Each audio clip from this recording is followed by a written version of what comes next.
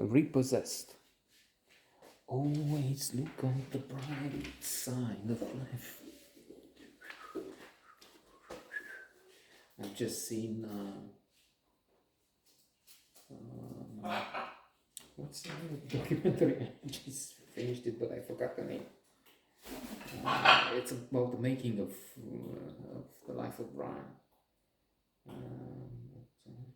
It's not called the making of. Anyway, there will be a note tomorrow, the day after tomorrow, on it, and then maybe I have the title. Interesting, and of course, Monty Python's Life of Brian ends with a song, and they explain in the movie how it happened, with how this has to be, and the protests and the backlash it created. In my book, it's, if not number one, among the top 5-10, let's say, because there are quite a few competing there. Fantastic comedies. Dr. Strangelove and How I Learned to Stop Worrying and Love the Bomb, which with Putin at the buttons, maybe we have to. Stop worrying. King of Comedy, Withnail and I. By the way, Withnail and I in Life of Brian were made by the same production company. They went to George Harrison for the money in the end. I mean, it's a fantastic story. This one, the making of, it's not just a movie, but the making of the movie was thrilling, fantastic. They had it all lined up. They're into production, and then the head of the studio, an idiot, obviously, reads the script and says, "We can't do this. Blasphemous. We can't associate ourselves." And stops when they. Okay, I'm an idiot because, okay, you have the view, but why didn't you? All right.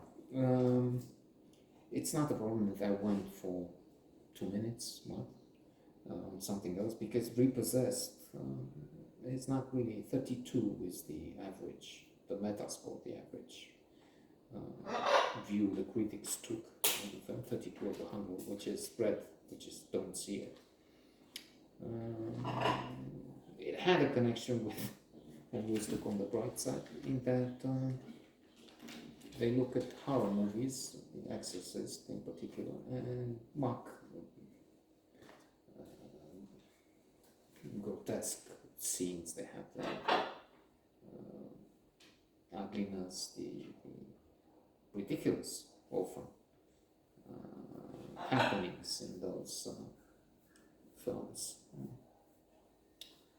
However, I must admit that I am taking this arrogant and serene look. I'm all equanimity now, but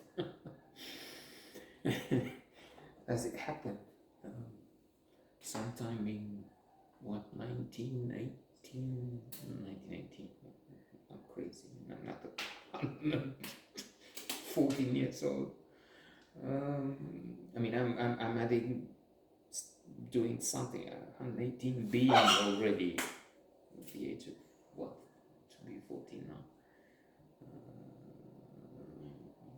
8, no, 10. Anyway, 1987 maybe. So they had this Dan Stamate had this villa near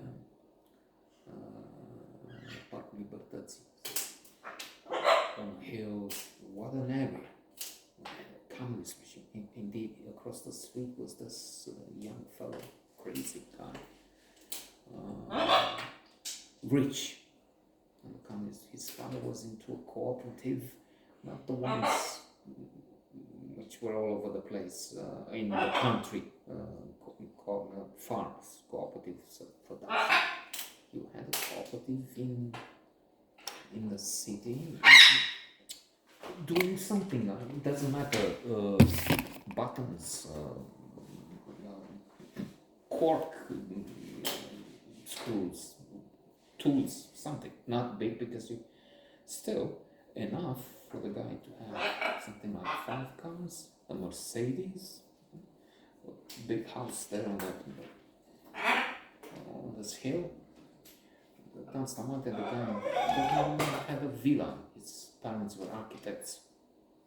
Poor guy died in a car crash 20 years ago, young, maybe more than 20 years ago, 30 years ago.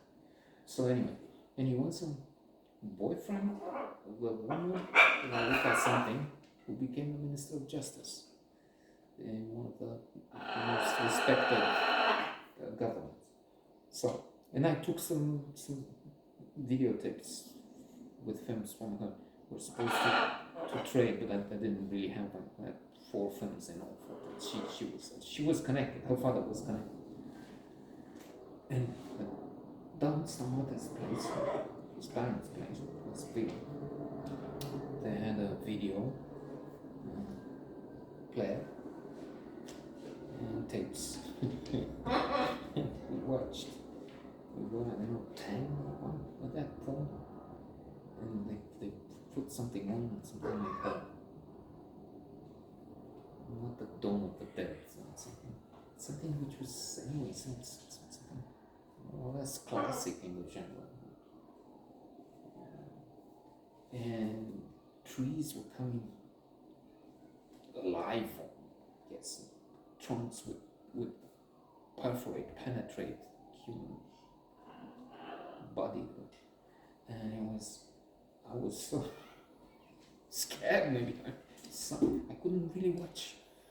I had this effect of so now I'm playing and I'm detached from it. I don't really watch because I still don't like it. I don't know if I'm scared. Maybe I should try. But back then it was too much to take.